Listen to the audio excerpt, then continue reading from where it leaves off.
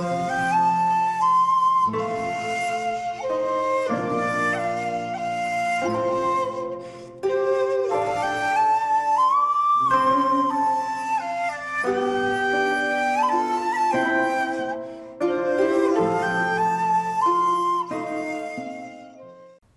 there, this is Solitary Rowan from Solitary Rowan Films, and welcome to another random review.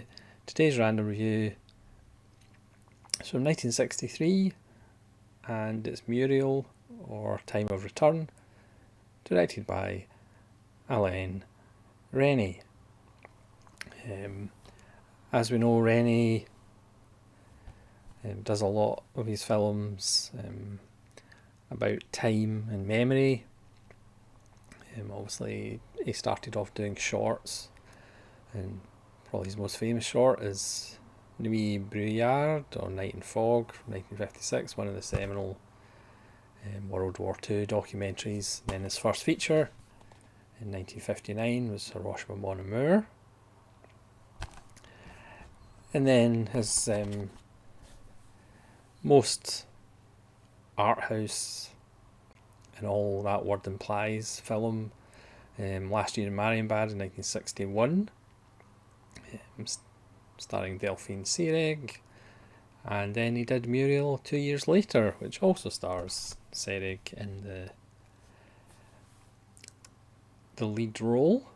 This is a Criterion Region A disc, spine number 824, and I'm not going to attempt to explain the plot or what Muriel is about or what it means, because I'd give myself a headache. It's shot in colour, which is obviously a bit different from his first two films, including Marienbad, which is just stunningly shot in black and white. This release does have a 4K restoration. There's an excerpt from 1980, a documentary on the approach of Alain Resnais. There's also an excerpt from a 1969 interview with Seyrig, which is fun, about her different roles in Marienbad and Muriel. And there's an interview with the composer from 1963, and there's a new interview with film scholar Francois Thomas, author of La Taille of Alain Resnais, which gives good and important background on the film. During that 1980 documentary, somebody does comment that Resnais saw himself not making films but gathering evidence.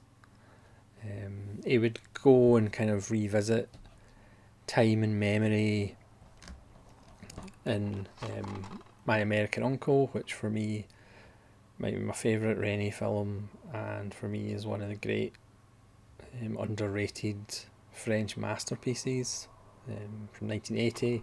He also did Je t'aime, which is about time more explicitly. So Muriel is set in the coastal town of Boulogne-sur-Mer, or on the sea, and it's about a woman who runs an antique shop. And again, it's fitting that she runs an antique shop, but what are antiques but memories of the past? And she is visited by an ex-lover from before the war, 1939, 1940, and his niece, who's an actress. The woman stays with her stepson, who is just back from Algeria. The French-Algier War finished fairly recently, 61, something like that. So he comes back from the war. Alphonse, her ex-lover, has been in North Africa for all these years, and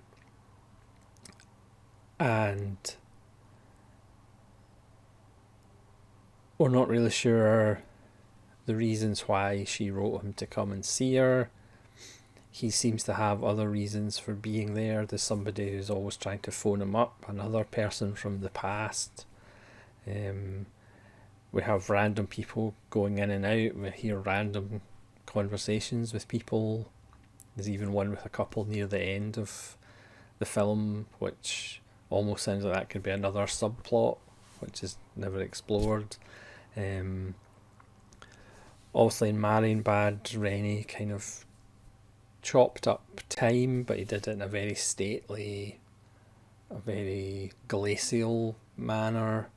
In the first couple of minutes of Muriel, he uses lots of cuts. You're disorientated. There's lots of conversations that are chopped up and cut up. Characters just appear out of nowhere in the room. We'll see a character lighting a cigar to start a conversation, then we cut to them stubbing out the cigar and finishing a sentence that wasn't related to the first sentence they spoke about. The whole film can be frustrating at times, like some of Resnais' work can be, because again, narrative he's not really interested in. I think that comment about him being more interested in gathering evidence rather than making films and telling stories is probably a better approach to take to a lot of his films. There's an anecdote we hear from the stepson Bertrand about something that happened involving a woman called Muriel during his service. But who is Muriel? Who is the woman that Seyrig's character is playing? Are they linked? It's a film about how our memories change, how we just remember the good stuff, and even the good stuff might be warped. Again, it goes back to that. There's a great line in Lost Highway with David Lynch where Bill Pullman's character says, I prefer to remember things my own way, not necessarily how they happened. And Muriel is pretty much all about that. There's a character that the stepson knows, and he's constantly asking him to find a mate for his nanny goat. I kid you not. So it's a very, in the same way for some people last year Marrying Bad could be disorientating just because of its almost emptiness, and there's just so much you can read into Marrying Bad. It's the same with Muriel, but he does it in a different way. So instead of those long glacial shots, seemingly endless tracking shots through this mansion full of the dead or ghosts or however you want to put on what those people were, he attacks Muriel differently, with assaulting you with shortcuts and disorientating you with, you think a scene is going this way, but it's not, and again he's just chopping up time, chopping up memories.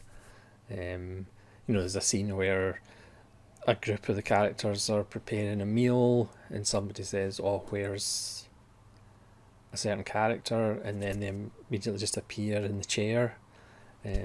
It's almost as if the director himself or the storyteller, the narrative, time itself has forgotten that character, then inserts the character into its own loop of time. Again, I'm probably not explaining it properly, but it's a film that's difficult to kind of explain without watching it. I did struggle to actually rate it after I'd watched it. It's a film that again, I think can be frustrating, but it's also compelling, because very much like My American Uncle or Last Year at Marienbad, you're so focused on trying to figure out where these pieces fit, trying to figure out what's going on, because again, we're just so used to narrative cinema showing us things that we just, and showing us scenes that we sleepwalk through. You know, we know this is going to happen because that's the setup, and we know that's going to happen because this has happened. In narrative sense, that has to happen after this. Whereas Rennie in his films in general has never really been interested in that, which makes him, to me, a fascinating director that if I was smart enough, I'd maybe do a series on one day.